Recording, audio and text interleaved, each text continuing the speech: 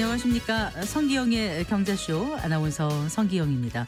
도널드 트럼프 대통령 당선인이 공약한 관세 폭탄 실현 가능성이 커지고 있는 가운데 증권가에서는 트럼프 수혜주로 조선주가 꼽히고 있습니다. 특히나 이 트럼프 당선인이 한국 조선업과의 협력 필요성이 있다고 얘기한 것이 전해지면서 미국 대선 이후 상승 흐름을 보이고 있는데요. 트럼프 수혜와 또 업황 슈퍼사이클에 힘입어서 이 조선주가 한국 증시 상승을 주도할지 전망해 보겠습니다. 지난주 한국은행이 2회 연속 기준금리 인하를 단행했죠. 그만큼 한은이 우리나라가 처한 경제 상황이 좋지 않다고 해석한 것일 텐데요. 이렇게 저성장 우려가 커지자 지난주 국내 증시는 큰 폭으로 하락하기도 했습니다. 이번 주 증시에 영향을 미칠 주요 이슈들과 일정들 주간 증시 동향에서 자세히 살펴보겠습니다. 이 시간 유튜브로도 함께합니다.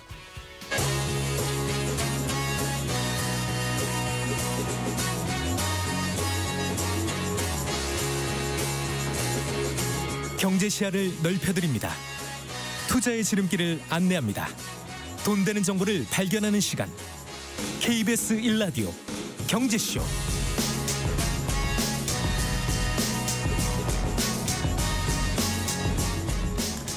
먼저 오늘의 주요 경제 뉴스부터 정리해드리겠습니다. 경제 뉴스 브리핑 손서구 경제평론가와 함께하겠습니다. 어서 나오십시오. 안녕하십니까? 안녕하세요. 자, 오늘이 내년도 예산안 법정 처리 시한이죠. 오늘입니다. 네. 네, 뭐 해마다 잘 지켜지지 않기는 합니다만 네, 일단 예, 그 민주당이 단독 처리한 그 감액 예산안을 두고 지금 여야가 팽팽히 맞서고 있는 모양새인데 네. 오늘 아침 보니까 의원식 의장이 국회의장이 본회의 상정을 보류시켰더라고요. 네, 오늘 우원식 의장이 기자회견을 열었고요.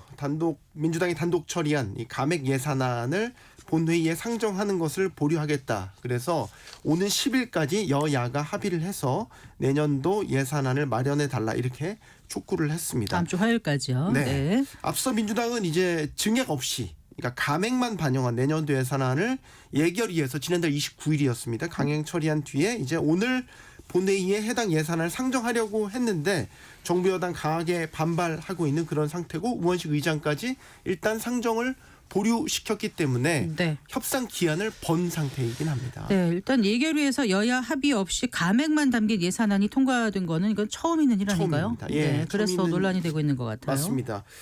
이 감액 예산안을 보면요. 정부가 제출한 원안 전체 규모가 677조 4천억 원인데 네. 여기에서 4조 1천억 원이 감액된 감액 예산안이고요. 말씀하신 대로 여야의 합의 없이 이렇게 일방적으로 감액만 담긴 예산안이 통과된 거는 이번이 처음 있는 일입니다. 또 감액된 항목들을 보면요. 네. 뭐 대통령실, 검찰, 감사원의 특수활동비가 모두 여기에 포함돼 있고요. 감액 항목이에요. 뭐 그밖에 뭐 동해 심해가스청 개발, 대한고래 프로젝트 예산 이런 것들처럼 이제 정치적으로 여야가 첨예하게 부딪힌 사안들과 관련된 항목들이 모두 감액 대상이 됐다라는 점. 네. 여야가 지금 팽팽히 맞서고 있는데 민주당은 일단은 정부가 그 일방적으로 이 특활비 등만 잔뜩 부풀려서 원안을 냈다. 그래서 정부가 수정안을 내면 협의를 할 수 있다라는 입장을 나타냈고요.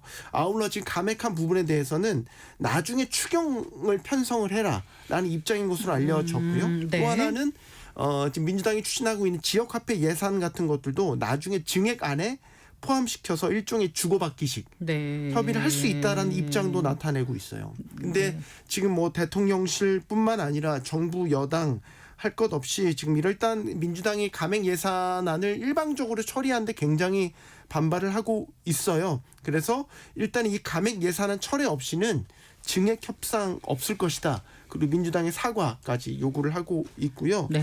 현재로서는 여야가 지금 팽팽히 맞서고 있고 타협의 여지가 정치적으로도 지금 잘 보이지 않는 상태거든요. 우원식 의장이 10일까지 시간을 주긴 했지만 이 시간까지 합의안을 도출할 수 있을지는 의문입니다. 말씀드린 대로 원래 법정 시한은 오늘까지 처리를 했어야 되는데 매년 넘기고 있습니다. 2023년도 예산안의 경우에는 12월 24일에 국회 처리를 했었고요. 2024년도 예산안, 올해 예산안 역시도 지난해 12월 21일에 역시 법정 처리 기한을 넘겨서 처리된 바가 있습니다. 네. 자, 그 상법 개정과 관련해서 이제 정부가 상법 개정 대신에 자본시장법을 개정하는 것으로 대체하자 이렇게 얘기하지 않았습니까? 맞습니다. 오늘 그 자본시장법 개정 정부안이 발표된 건가요? 맞습니다. 주무기관인 금융위원회가 이제 자본시장법 개정에 관한 정부안을 발표를 한 거고요. 자본시장법상 재무적 거래에 대한 주주 보호 노력 조항을 둬서 지금 기업에서 우려하고 있는 부작용을 최소화하면서도 실효적으로 주주를 보호해주는 그게 가능토록 하자라는 게 정부안의 골자이고요. 네. 일단 정부가 주장하는 건 이렇습니다. 민주당이 추진한 상법 개정보다 자본시장법을 개정하는 게 기업들이 우려하는 기업에 미칠 충격이 적다. 그리고 실효성도 높다. 그래서 이번 주 안에 의원 입법 형태로 국회에 발의를 할 예정이라고 밝혔습니다. 네.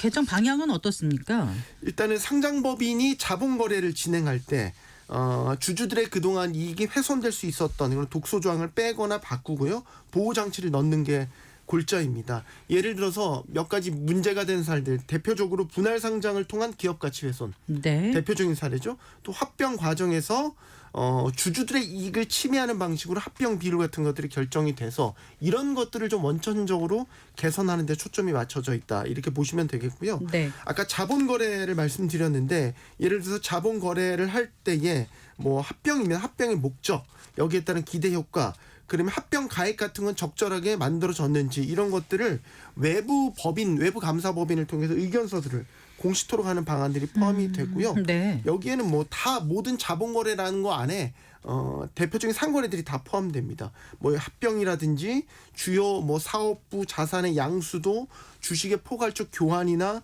뭐 분할 합병 이런 것들이 다 포괄되는 것이고요. 네. 또 하나 문제가 됐던 게 계열사들 간의 합병에 대해서도 가액 산정 기준을 전면 폐지하는 내용도 담겼습니다. 이게 무슨 말씀이시죠? 네. 예를 들어서 네. 계열사 간의 합병이면은 일종의 산식 같은 게 있습니다. 그러니까 합병일 기준으로 전후로 해서 네. 그 기준 주가에 따라서 10에서 30%까지 가감할 수 있는 이런 것들을 이제 지금 현재 합병 그 기준으로 삼고 있거든요. 네. 이런 것들 말고 네. 주식 가격, 자산 가치, 수익 가치 이런 다양한 정보들을 종합적으로 고려해서 산정된 공정한 가액으로 결정해라. 이런 규정들을 내용에 담을 예정입니다. 그냥 단순한 산식에 넣어서 할 게 아니라 기업의 실질 가치를 잘 반영하도록 하라 이런 건가 그렇죠. 봐요. 최근에 논란이 됐던 이제 두산그룹의 경우에는 네. 두산 로보틱스, 두산 밥켓의 합병 비율을 두고 기존 두산 밥켓의 주주들의 이익이 심각하게 훼손됐다. 이런 논란이 있었던 거고 이런 네. 것들이 이제 이 사례 말고도 기존에도 계속해서 뭐 반복돼 왔었죠. 이런 것들을 원천적으로 막기 위해서 합병 산식 같은 것들을 원천적으로 폐지한다.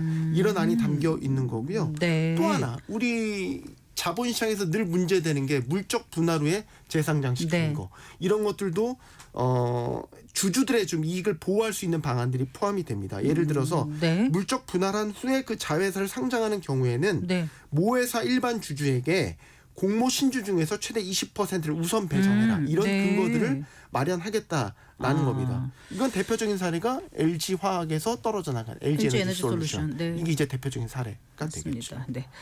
자, 그리고요. 그 뭐죠? 그 일도 또 구직 활동도 하지 않고 그냥 쉬는 청년들이 계속 급증하고 있는가 봐요. 네, 한국은행이 오늘 청년층 쉬었음 인구 증가 배경과 평가에 대한 보고서를 발표를 했어요.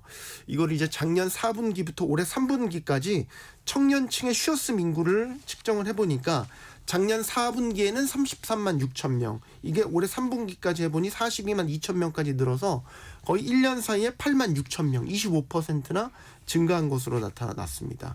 이게 쉬었음 인구는 비경제 활동 인구에 속하는데요. 네. 다 쉬었음 인구가 아니고요. 여기에는 뭐 이제 이유가 있는 비경제 활동 인구들이 있죠. 뭐 육아라든지 네. 취업이나 뭐 진학 이런 이유가 있는 비경제 활동 인구가 있고 이런 쉬었음 인구는 아예 더 이상 구직을 하지 않는 이런 상태를 말하게 되는 거죠.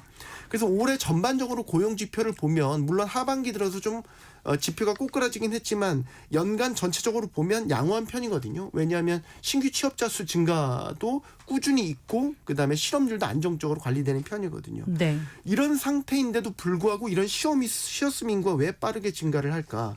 그래서 이거는 상당히 이례적이라는 평가를 하고 있고 이렇게 특별히 노동시장에 큰 구조적인 변화가 없음에도 이런 쉬어쓰는 인구가 늘어나는 것은 잠재적으로 노동력 손실까지 이어진다. 네. 이런 문제를 지적하고 있습니다.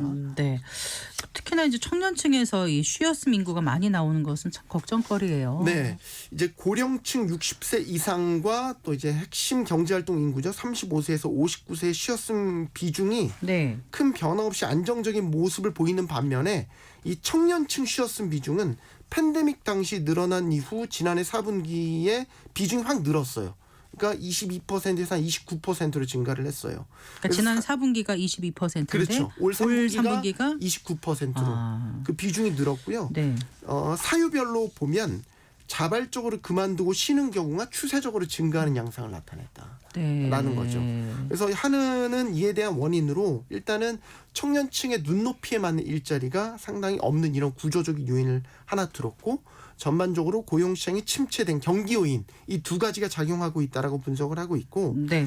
이런 쉬어쓰는 인구의 청년층 인구가 장기화되면 이들이 결국 노동시장에선 영구 이탈을 해버리고 네. 아예 일할 의지가 없는 청년 무직자로 전락해버리는 이런 가능성에 유의해야 된다. 이런 지적도 하고 있습니다. 네. 잘 들었습니다. 고맙습니다. 감사합니다. 경제뉴스 브리핑 손서구 경제평론가와 함께했습니다.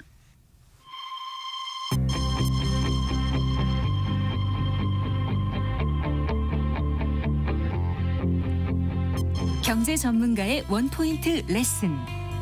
꼭 알아야 할 정보와 이슈를 알기 쉽게 풀어드립니다. 대한민국 경제 고수와 함께 투자의 맥을 짚는 KBS 일라디오 경제쇼. 진행의 성기영 아나운서입니다.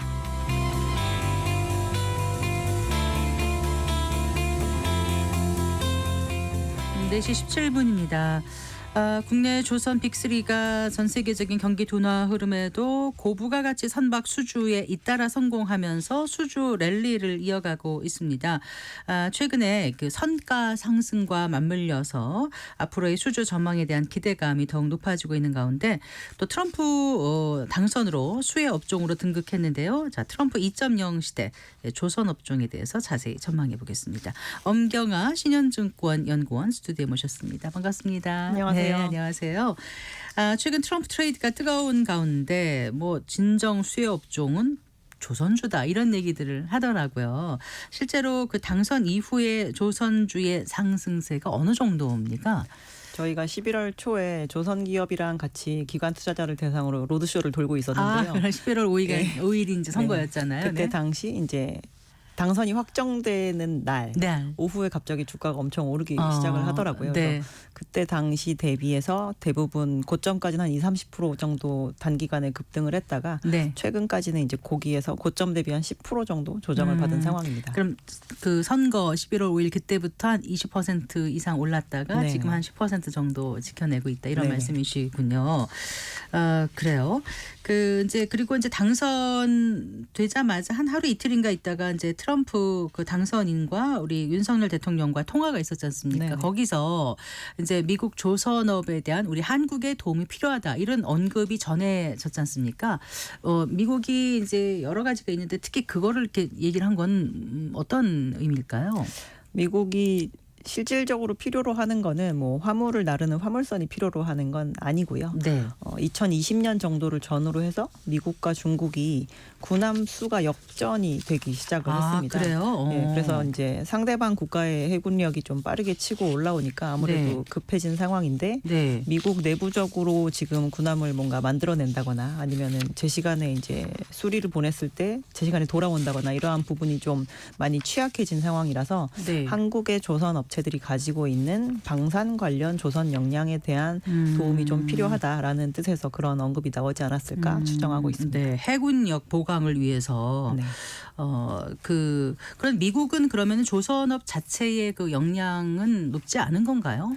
미국이 네. 배를 잘 만들던 시기는 세계 2차 대전 종료 이후 그때가 가장 호황기였었고요. 네. 과거에는 그래서 미국의 안에 조선 업체가 한 400군데 넘게 있었는데 지금은 그게 이제 20분의 1 정도로 줄어드는 상태이고 네. 남아 있는 업체들도 실질적으로 그 업체들이 모두 힘을 다해서 만들어도 전 세계 선박의 한 0.1% 정도 그거밖에 안 만들어내는 돼요? 수준이라고 생각하시면 됩니다. 아. 내부적으로 군함만 직접적으로 만들고 있는 업체들도 한 3군데 정도 있는 상황인데요. 네. 과거 대비해서 보면 뭐 내부 인력이 한 절반으로 줄었다거나 그리고 어쨌든 저희가 지금 굉장히 관심 있어 하는 분야가 미국의 군함을 만드는 제조 분야인데 네. 그 업체들의 매출은 성장세가 아예 없다거나 그리고 이익률도 뭐 한 자릿수 정도에 그치는 정도 상황이라서 네. 실질적으로 지금 미국의 이제 조선업은 민간 조선이 되었건 아니면은 그냥 방산 관련이 되었건 네. 다들 수량적인 역량이 굉장히 많이 줄어들어 있구나라고 생각하시면 될 것 네. 같아요. 그러면은 이 조선업에 있어서 세계 1위 강국은 어느 나라예요? 만들어내는 톤수 기준으로는 네. 지금 중국이 1등입니다. 네. 심지어 이게 뭐 최근에 역전이 된 것도 아니고 2009년 이후부터 전 세계에서 배를 가장 많이 만드는 국가라고 하면 네. 그냥 중국으로 된 상태이고요. 모든 배를 다 합해서 모든 이제 일반 상선 뭐 이런 걸 다 네. 통틀었을 때 그런 상태이고요. 심지어 군함도 2012년 이후에 네. 중국이 해양강국 건설 계획이라는 거를 좀 발표를 하면서 민간적인 조선 업체들도 통폐합을 하면서 좀 집중적으로 키워가고 네. 군함도 앞으로 좀 해군력 강화를 위해서 집중적으로 이제 육성을 한다라고 네. 하는 계획을 발표한 이후에 네. 실제로 군함을 새롭게 런칭하는 그 속도가 굉장히 빨라진 상황입니다.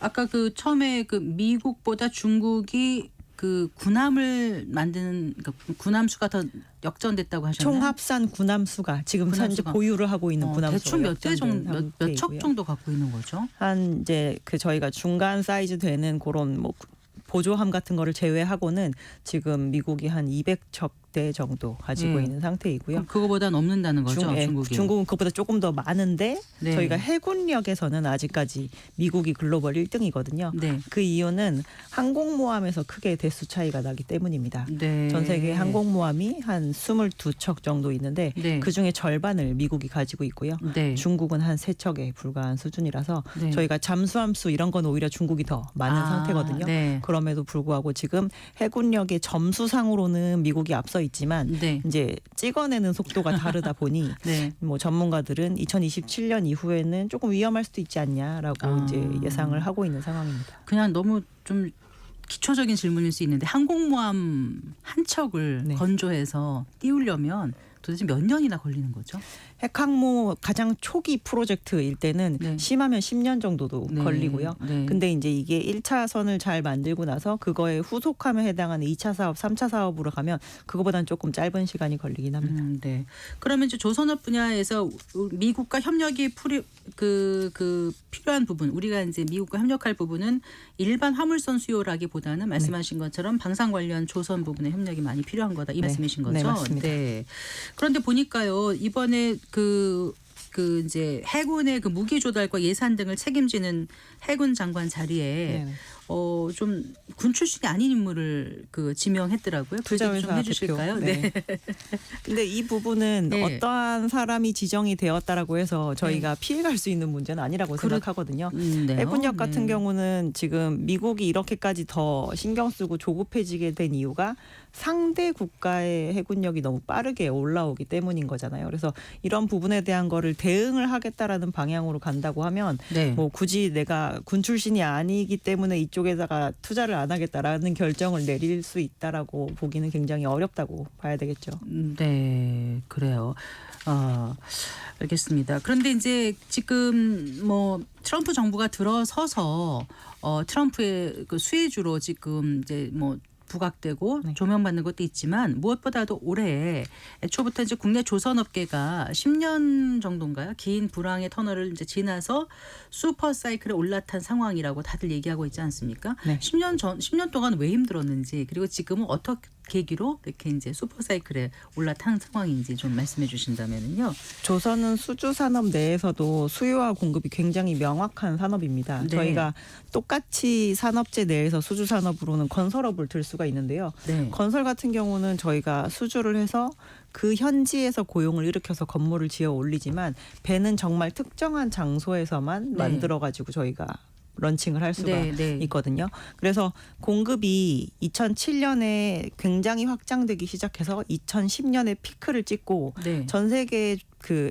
선주들이 2010년에 조선업체들이 찍어낼 수 있을 만큼의 그 역량만큼의 배를 원했던 적이 없는 거죠. 그러니까 저희가 공급적으로 이제 고정비가 투자가 되어 있는데 실제로 수요가 10년간 그거를 하회하는 수준에 이르다 보니 네. 저희가 점진적으로 그래서 조선 업체들이 폐업을 한다거나 네. 아니면 고용 인원이 굉장히 줄어든다거나 그런 상황에 10년의 구조 조정을 보냈거든요. 네. 그래서 지금 실질적으로 과거에 가장 많이 만들었던 배의 양 대비해서 네. 한 20에서 25% 정도는 글로벌 캐파가 줄어들어 있는 상태고요. 코로나 팬데믹으로 인해서 해운 업체들이 사실 굉장히 많은 돈을 벌어들인 상태거든요. 네. 과거에 있었던 그 누적 적자를 다 회수하고도 남을 만큼 뭐 한간에서는 한 60년치 벌었다라고 왜 그런 얘기를 거죠?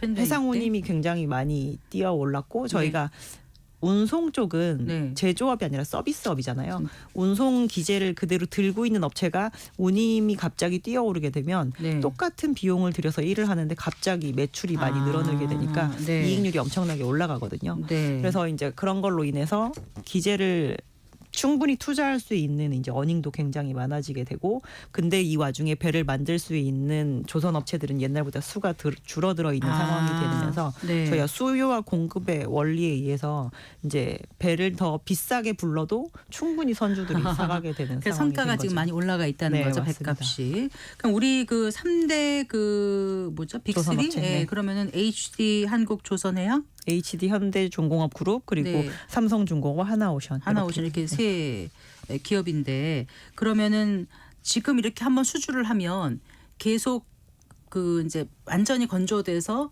진수할 때까지 계속 돈을 확정적으로 이렇게 지금부터 이제 완벽하게 이제 벌어놓는 걸 정해놓는 거잖아요. 저희가 지금 계약을 하면 당장 현금이 들어오진 않지만 예. 계약금은 지금 들어오고 네. 나중에 만들 때 순차적으로 돈이 들어오게 됩니다. 보통 한 얼마 걸린다고요? 아까 배를 그 실제로 항모 건조하는 같은 데는 12개월 전후밖에 안 걸리지만 아 그래요? 저희가 해당 기간에 줄을 세워놓고 있을 거잖아요. 지금 그래서 지금 현재 일반 상선 발주하면 저희 28년 정도에나 받아올 수 있습니다. 아 그렇군요. 네. 그 조선업 분야에서 아까 이제 그 중국이 정말 앞서 나가고 있지 않습니까? 그런데 또 특히나 이제 저가 공세도 그동안 그 국내 조선업을 위협하는 원인 중 하나였나요? 그런가요? 지금까지는 그랬었다라고 보는 게 맞는 게 네. 이제 원래 선박 시장에서는 완전 경쟁 산업이기 때문에 선주들이 배를 싸게 마련해야만 다른 경쟁 선사 대비 더 이익을 많이 벌 수가 있거든요. 네. 그래서 조선업 자체도 인건비가 싼 순서대로 발달을 해왔던 게 사실이었는데 네. 지금 이제 요번에는 그게 패턴이 바뀐 거죠. 이제 단순히 싸게 만드는 배가 아니라 배가 효율적이라서 기름을 적게 쓰고 오염물질을 적게 내놔야지 오히려 그런 게 비용이 친환경 이런 거예요? 더 적게 돈이 드는 그런 패턴으로 바뀌다 보니 네. 이제 시장의 약간 구조가 옛날과는 다른 모습을 보이고 있는 상황입니다. 네. 혹시 이제 이런 생각도 들어요. 트럼프 재집권으로 미국이 그 대중 견제를 더 하게 되면 그게 반사적으로 우리 조선업에 긍정적으로 작용한 요소가 될 수 있을까? 그게 막상 미국이 원래 중국한테 배를 사서 쓰고 있었는데 네. 중국한테 안 쓸 거니까 한국한테 가야지라고 하면은 성립이 되겠죠. 근데 지금은 근데 미국은 네. 이 해상 무역 시장에서 네. 배를 사서 쓰는 그 주체가 아닙니다. 그러니까 미국에 유명한 해운사 없어요. 한마디로 얘기하면. 유럽의 그런가요? 유명한 해운사, 네. 아시아 쪽에 있는 유명한 해운사의 서비스를 이용을 하긴 하지만 네. 실질적으로 배를 누구한테 발주해서 사서 쓰는 그런 주체는 아닙니다. 네. 그렇기 때문에 이제 그 부분은 미중 무역 분쟁에서 해당이 그러네요. 없는 그럼 사안이죠. 그 아까 그 해군에서 쓰인 해군 함정 같은 거 그건 네네. 어느 나라에서 주로 건조된 걸 쓰는 이건 거예요? 일단 미국은 미국 자체적으로 했었고 그리고 네. 미국 안에서 그 사업장의 어떠한 일부 지분을 가지고 있는 해외에서 미국한테 납품할 수 있는 자격 네. 조건을 갖고 있는 국가 이렇게 네. 정도만 할 수 있습니다. 알겠습니다. 그런데 또 업계에서는 그러더라고요. 분야별로 좀 그 전망이 엇갈린다고들 또 하던데 그거 좀 여쭤볼게요. 예를 들어서 이제 그 LNG 하면 액화천연가스, LNG 운반선하고 컨테이너선하고 좀 전망이 다르다. 어떻게 보십니까, 임권께서는요? 전방 산업에 대한 전망이 갈리는 건 맞는 것 같아요. 네. 지금 저희가 그러니까 제가 운송업도 담당을 하고 있는데 그러니까 어떠한 화물이 지금 많이 움직이고 있는지가 그 해운사의 장사가 잘 될 거냐 안 될 거냐를 결정을 지을 거잖아요.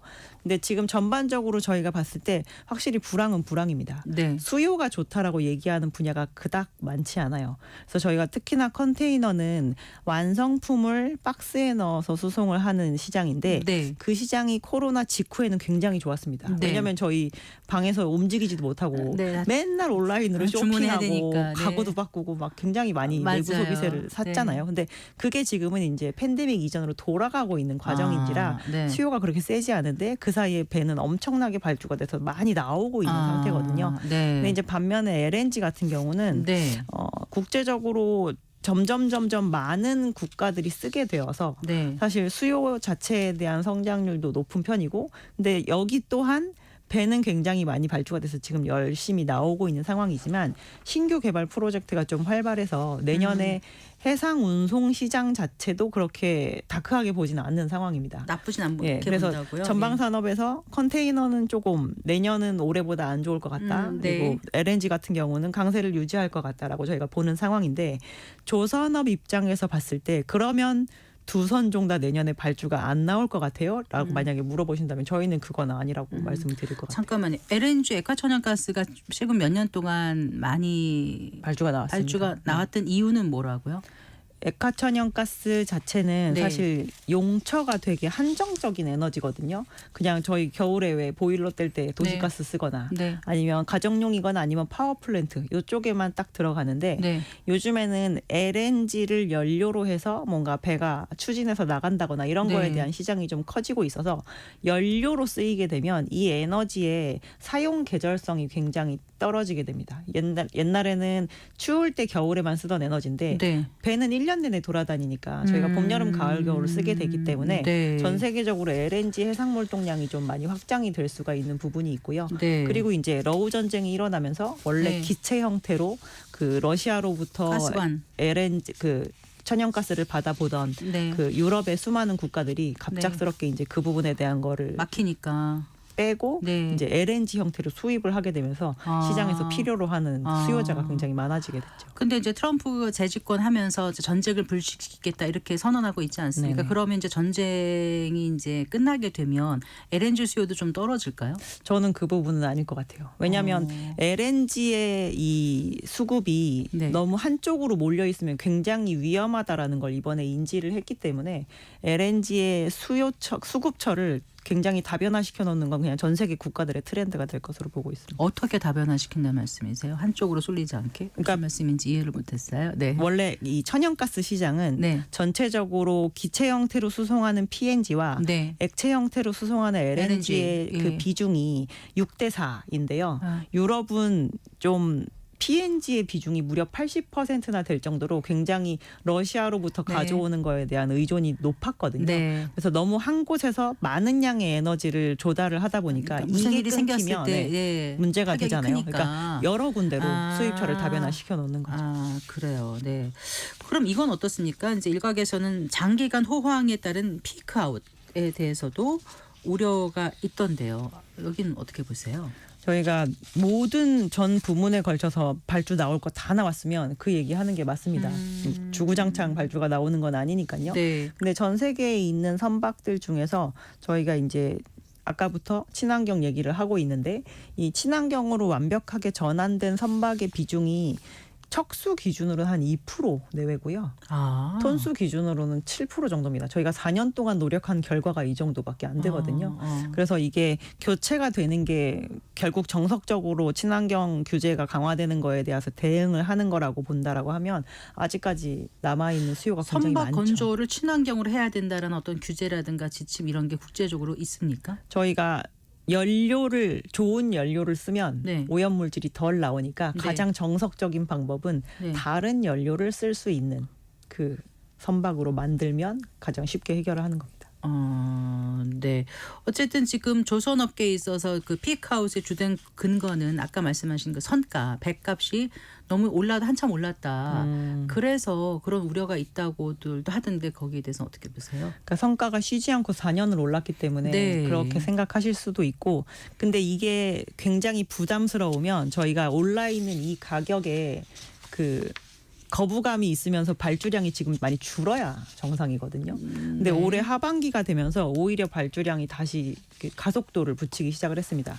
그렇게 판단을 하는 것들에서의 배경 중에 가장 큰 것 중에 하나는 선주들이 이제 판단하는 거예요. 지금 가격이 오히려 제일 싸다. 네. 그래야 빨리 발주를 해야지 오히려 내년에 발주하는 것보다 나을 수 있다라고 판단을 했기 때문인데, 저희가 친환경 선박으로 바꾸면서 실질적으로 막 기존 선박 대비해서 원래도 20-30% 비싼 선박이라고 얘기를 했었거든요. 근데 그거를 살만한 구매력이 충분히 되었고, 이거를 교체하는 것이 나중에 운송 경쟁력을 지켜서 그나마 경쟁사 대비해서 뒤처지지 않을 수 있을 것이라고 판단을 내렸기 때문에 이렇게 선주들이 움직이는 거라, 네. 이 부분에 대한 피크아웃 논란은 저희는 상당히 시기상조다. 선박은 한번 이제 건조하고 나서 그 다음에 이제 돈을 받고 끝나는 게 아니라 또 수리라든가 이런 거에 대해서도 계속 그 뒤에 그 사업도 계속 연관 사업이 있을 것 같아요.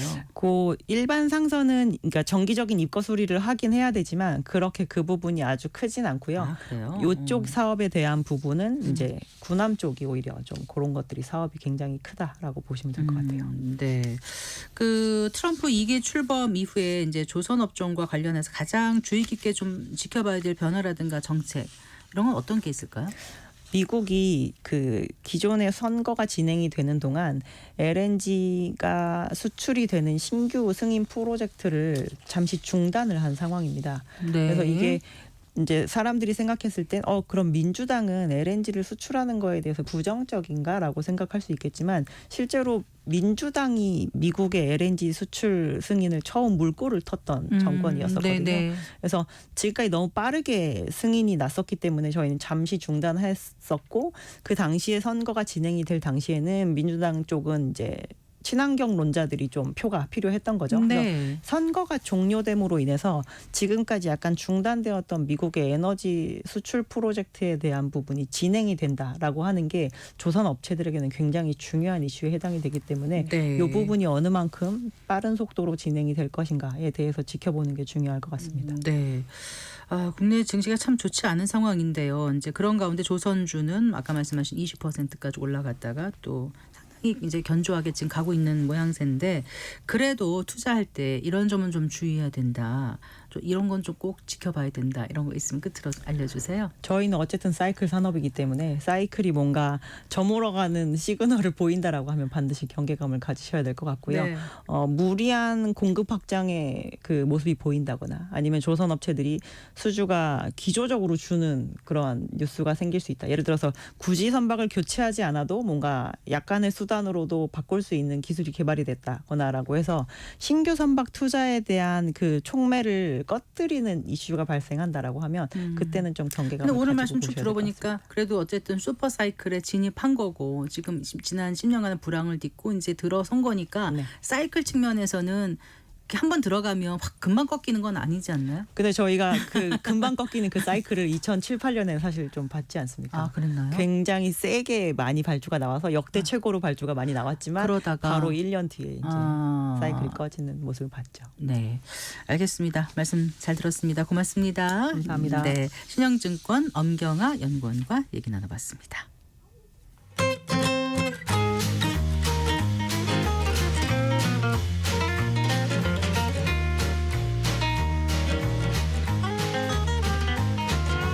경제 맛집 투자 핫플.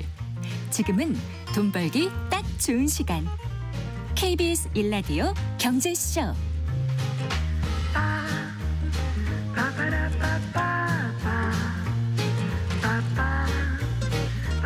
한 한 주간 주식시장에 영향을 줄 주요 이슈와 일정 살펴보고 현명한 투자 전략도 짚어보는 주간 증시 동향 순서입니다. 오늘도 LS증권 리테일 사업부의 염승환 이사와 함께하겠습니다. 어서 나오십시오. 네, 안녕하세요. 안녕하세요. 자, 오늘 이제 증시 얘기하기 전에 지난주 미국 증시를 또 한번 좀 돌이켜봐야 되겠죠? 그러니까 미국만 보면 너무 부러워요. 지난주도 어쩜 이렇게 올랐습니다. 다른지 모르겠어요. 네. 다우가 1.39%, S&P 500이 1.06%, 나스닥은 1.13% 이제 올랐는데 이제 S&P 500 지수는 이제 지난주에 사상 최초로 이제 6,000포인트까지 돌파하는 이제 기염을 좀 토했습니다. 물론 이제 테슬라하고 엔비디아가 조금 쉬어가긴 했는데 좀 그동안 이제 미국의 빅테크가 좀 부진했거든요. 근데 아마존이 한 5.4% 정도 올랐고 네. 메타가 한 2.7% 정도 올랐고요. 그리고 이제 애플이 한 3.3% 정도 이렇게 상승을 하면서 어쨌든 좀 상당히 지금 그 미국의 빅테크들은 좀 좋은 움직임을 좀 보여주고 있는 것 같습니다. 네. 그리고 미국 같은 경우 지금 최근에 이제 관세 이슈가 좀 일부 있어서 미국의 자동차주들은 조금 부진하긴 했거든요. 네. 트럼프가 이제 관세 부과한다 그래서 부진하긴 했지만 대체적인 분위기는 좀 좋았고 또 이란과 이스라엘이 휴전 합의하기로 하면서 유가가 좀 안정화된 것도 좀 특징적인 부분이었습니다. 네. 그런데요, 이제 트럼프 당선인이 그 멕시코와 캐나다산 제품에 대해서 25%인가요? 맞나요? 네, 맞습니다. 관세 25%. 부과하겠다고 하지 않았습니까? 그런데 물론 뭐 관세 부과는 뭐 협상용이라는 의견도 또 꽤 있고. 네. 그런데다가 이제 멕시코 대통령이 직접 이제 트럼프 당선인과 전화를 해서 그 관세 전쟁은 이제 없을 것이라고 이렇게 얘기를 했는데 네. 지금 전체적으로 이 관세를 두고 시장의 반응은 어떤 거예요? 그 지금 이제 일련의 과정을 보면요. 그러니까 뭐 바로 멕시코 대통령이 전화도 했고 캐나다 총리는 사실 트럼프랑 굉장히 사이가 안 좋거든요. 트럼프 일기 때도 좀 이게 대립각을 좀 세웠던 그랬었나요? 사람이에요. 네. 근데 그 이제 캐나다 총리가 이제 캐나다도 지금 여기에 해당되잖아요. 바로 이번 주말에 그 트럼프의 이제 저택에 찾아간 거죠. 네. 바로 그냥 이제 비행기 타고 가가지고 이제 얘기를 했죠. 우리 뭐 마약이나 이런 이제 불법 이민 막겠다 했는데 네. 물론 트럼프가 아직은 뭐 확답을 주진 않았지만 지금 많은 이제 이렇게 거론된 국가의 정상들이 그냥 바로 그냥 그 이걸 무시하는 게 아니라 그냥 이제 직접 찾아거나 전화를 통해서 어쨌든 협상을 하려고 하거든요. 이게 이제 트럼프가 아마 원하는 방향 아니겠냐. 관세는 어쨌든 뭘 얻어내기 위한 하나의 수단이다. 네. 그러니까 자기가 원하는 게 있으면 일단 말을 안 들으면 좀 관세로 일단 어느 정도 얘기를 하고 그걸 통해서 이제 처리하는 대신에 자기가 이제 원하는 걸 받아내겠다. 이런 좀 입장인 것 같아요. 그래서 관세를 실제로 뭐 부과도 할 수는 있겠죠. 부과할 수 있겠지만 시장에서 느끼는 반응은 이 결국 트럼프와의 협상, 1대1 협상이 정말 이제 더 중요해지겠구나. 나라별로 완전히 다르겠구나. 네. 이거를 좀 많이. 그러니까 좀 무역 정책이라든가 경제가 아니라 뭐 마약이라든가 이민 문제 네. 같은 거를 이제 관세와 연관시키는 것 자체가 정책 도구가 아닌 네, 맞아요. 어떤 그 협상 전술이다. 네, 협상이나 이렇게. 뭘 얻기 위한 예. 하나의 이제 그냥 이게 뭘 선물을 주는 게 아니라 못하면 이제 채찍 주겠다는 거죠. 약간 이제 그런 전술로 가는 거죠. 그리고 그 멕시코가 불법 이민자 막기 위한 조치를 취하지 않으면 25% 관세 네. 부과하겠다고 그 전에도 네. 한 적이 있었잖아요. 예, 예전에 그런데 한 적이 결국은 협상을 해서 이제 철회한 적이 있었잖아요. 예, 예전에 네. 19년도에 당시에도 이렇게 좀 얘기를 했기 때문에 근데 네. 당시에도 어쨌든 합의를 해가지고 관세를 그렇게 이제 부과는 안 했는데 근데 갑자기 이제 이번에 아직 취임하기도 전에 갑자기 이렇게 해버리니까 네. 이제 두 나라는 놀랬고 근데 이 두 나라는 어쩔 수 없는 게 미국의 수출 비중이 압도적으로 높아요. 뭐 캐나다도 한 70%, 멕시코도 한 80% 가까이 될 거예요. 그러니까 너무나 이제 미국 비중이 높으니까 네. 지금 이거를 그냥 무시할 수 없는 그런 좀 상황이었던 것 같습니다. 네, 그래요. 자, 그리고 지난주에 이제 한국은행에서 그 하는 그 금통위가 열리지 않았습니까? 네. 깜짝 금리 인하가 됐어요. 2연속.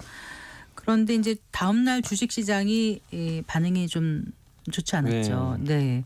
일단 금리 인하가 된 배경을 잠시 좀 살펴보고요. 또 시장이 부정적인 반응을 당시 보였던 이유도 좀 짚어볼까요? 네, 일단 이제 금리 인하는 사실 물가가 낮거나 아니면 경기가 안 좋을 때 하거든요. 근데 이유가 중요한 게 경기가 안 좋을 때 금리를 낮추면 안 좋을 것 같아서 시장은 좀 안 좋게 생각하죠. 아, 성장이 안 되나 보다. 네. 이거 이제 우려하는 건데 그게 이제 금요일 증시에 반영이 됐고 특히 이번에 이제 깜짝 금리 인하잖아요. 사실 이제 대부분 예상을 못했던 금리 인하인데 지금 최근에 가계부채가 둔화된 것도 있지만 뭐라고 했냐면 성장의 하방 압력이 증가하고 있다. 그래서 네. 경기 하방 위험을 막기 위해서라고 이제 그 한국은행이 직접 또 언급을 해줬고 네. 특히 올해하고 내년 경제 성장률 전망치를 낮췄는데 특히 내년에는 잠재 성장률이 보통 우리나라가 한 2% 그러니까 네. 우리나라가 할 수 있는 모든 자원을 다 캐내 가지고 성장할 수 있는 게 한 2% 되거든요. 근데 그거보다 밑에 있는 1.9로 이상. 예. 그러니까 이제 그만큼 지금 성장이 지금 안 나오고 문제가 예. 1%대로 이게 고착화가 되면요. 그냥 장기 저성장이 또 빠져버릴 수도 있거든요. 네. 네. 그런 이제 우려감들이 커지다 보니까 시장이 이번 이제 원래 금리 인하는 그렇게 시장이 나쁜 재료가 아닌데도 일단 이제 한국은행이 어떻게 보면 우리나라 경제에 대한 경고를 해버린 거죠. 네. 그러다 보니까 시장 반응이 안 좋았고 또 이창용 총재가 뭐라 그랬냐면 내년 성장률이 무역 전쟁이 만약에 격화되면 예를 들면 관세 부과가 심해지면 1.7%까지 성장률이 더 낮아질 수도 있다. 아, 그렇게까지도 예, 하방을 더 낮춰버린 거예요. 네. 그러니까 내년에 사실 어떻게 될지 모르는 상황이고 여기에 또 수출까지 나왔는데 네. 수출 데이터가 11월 수출이 1.4%밖에 증가를 못했어요. 그래서 수출도 이제 잘못하면 또 역성장까지 갈 수도 있다 보니까 지금 총체적으로 좀 한국 경제에 대한 특히 뭐 내수도 안 좋지만 믿었던 수출까지 좀 꺾이면서 네. 여러 가지로 지금 굉장히 힘든 그런 좀 상황으로 좀 전개가 되다 보니까 네. 증시도 그런 걸 반영을 또 안 할 수도 없다 보니까 좀 부정적인 반응을 좀 보였던 것 같습니다. 네. 그래도 지금 미국 달러는 지금 얼마죠? 미국 달러가 지금 한 106 지수로는 106 정도 아마 되는 걸로 알고 있어요. 네. 근데 우리나라 아니, 원달러 환율로는 환율은? 1,400원 또 넘어갔습니다. 아, 그랬나요? 네. 네. 아, 지금 달러와 그 금리 그 흐름을 좀 살펴볼까요? 네. 최금리하고요. 그러니까 이제 최근에 어쨌든 미국 달러가 굉장히 강했잖아요. 금리도 오르고 네. 최근에 좀 꺾이곤 있는데 그 이후로 이제 거론되는 것 중에 하나가 지난주 금요일 날 일본은행이 네. 12월에 금리 올릴 수도 있다라는 이제 보도가 뜬 거죠. 그러면 이제 엔화는 강해지겠죠. 상대적으로. 그렇죠. 그러면 네. 이제 달러는 약해지는 거기 네. 때문에 요게 하나가 있었고 그다음에 달러가 또 12월에 보통 좀 약하대요. 원래 계절적으로. 저도 이유까지 모르는데 최근 7년 중에 6년 동안 12월에 떨어졌다고 합니다. 아, 그래요? 네, 달러 수요가 이제 그때 좀 약간 부족하다고 하는데 어쨌든 7년 중에 6년이면 꽤 확률이 높기 때문에 계절적인 좀 요인도 무시 못할 것 같고 또 어쨌든 관세 부과를 하게 되면 어쨌든 이제 이 미국의 어쨌든 이제 그 물가 때문에 금리가 오를 수도 있잖아요. 근데 그런 부분에 있어서 멕시코 대통령도 그렇고 최근에 캐나다 총리도 바로 적극적으로 대응을 하고 나섰거든요. 그러면 네네. 뭐 극단적인 관세 부과는 안 하겠다. 이러다 보니까 이제 시장에서 좀 달러와 국채 금리가 좀 수그러들었고 또 스콧 베센트 재무장관이 재정 적자를 좀 지명자요? 줄이겠다. 네네. 네, 지명이 맞습니다. 네. 지명자가 재정 적자를 좀 줄이겠다라는 그 언급을 했기 때문에 재정 적자를 줄이면은 채권 발행을 좀 줄인다는 얘기. 줄이니까, 예, 네. 그럼 채권 값이 오르면 오르죠. 금리 떨어지고. 떨어지고. 예. 네. 그래서 이제 이런 것들이 복합적으로 좀 몇 개 작용하면서 뭐 이게 달러와 금리가 급락한 건 아닌데 최근의 강세는 조금 꺾이고 있다. 이렇게 좀 보시면 좋을 것 같습니다. 네.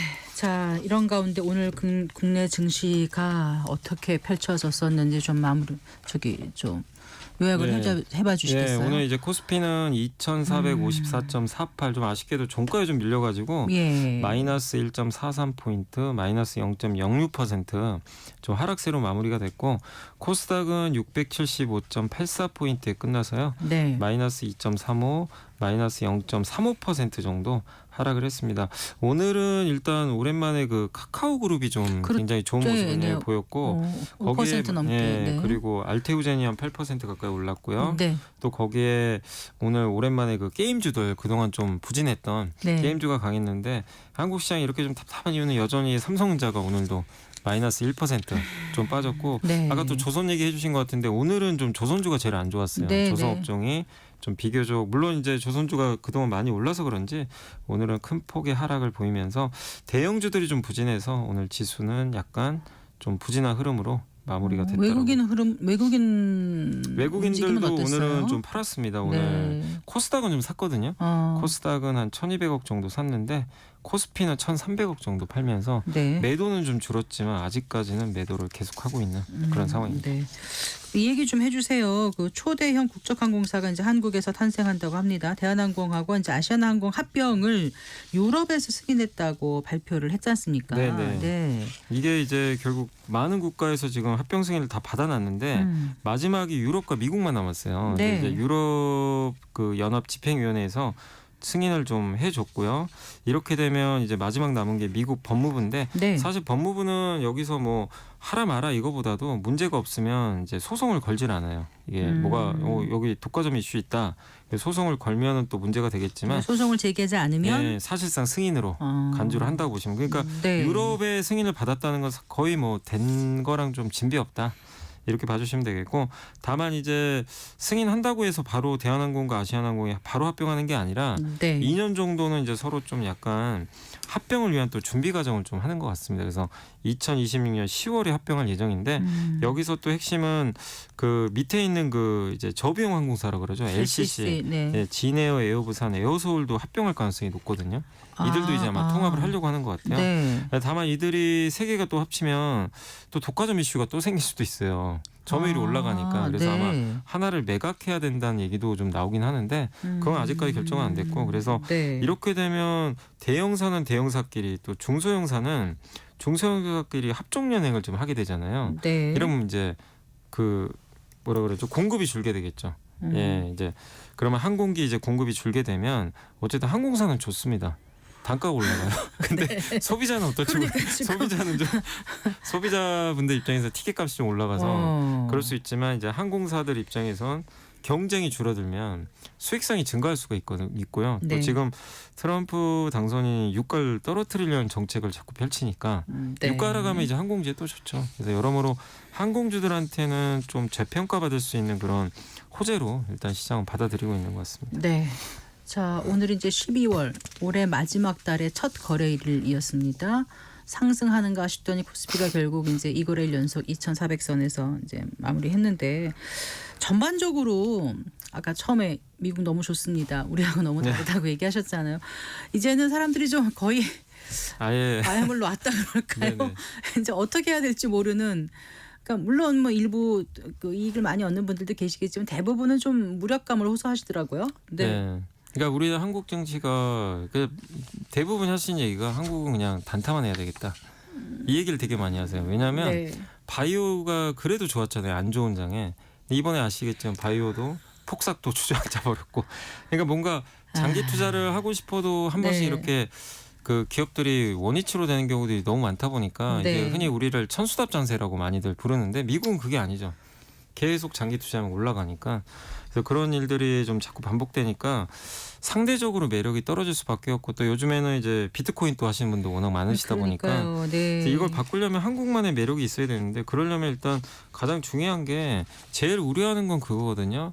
그 트럼프 관세랑 네. 두 번째가 중국과의 경쟁이에요. 네. 이 반도체도 그렇고 네. 이런 것들에 대한 이제 우려가 좀 해소돼야 되는데 그게 해소되려면 지금 당장 되는 게 아니라 좀 어느 정도 기간이 필요하고 또 트럼프 관세도 내년 1월에 20일 날 취임하고 나면 그래야 구체적인 게 이제, 나오거든요. 나와야 이제 네, 맞습니다. 불확실성이 좀 거치면서. 그러니까 어떻게 나와야 대응을 하는데 네. 지금은 그냥 뭐 갑자기 뭐 한 번씩 말로만 툭툭 던지니까 네. 좀 대응할 방법도 없고 막연한 불안 네, 내지는 맞아요. 공포가 시장에 네. 많은 것 같아요. 사실 2018년도도 되게 그랬거든요. 근데 2018년에 관세 중국 매기고 오히려 19년도 장은 나쁘진 않았어요. 네. 오히려 그래서 많은 이제 저도 뭐 그렇지만 내년 하반기 장세는 그렇게 나쁘긴 안 보는데 상반기까지는 나쁘다 좋다보다 이 안에서 네. 좀 불확실성 해소하는 그런 과정이 필요하니까 네. 지금 분명한 거는 한국 증시가 안 좋은 건 맞지만 이렇게 너무 악재성 요인들을 좀 부풀려서 과도하게 반영되는 것도 좀 사실이거든요. 네. 또 삼성전자가 10조 원을 또 자사주 매입에 썼기 때문에 네. 분명히 하방 요인도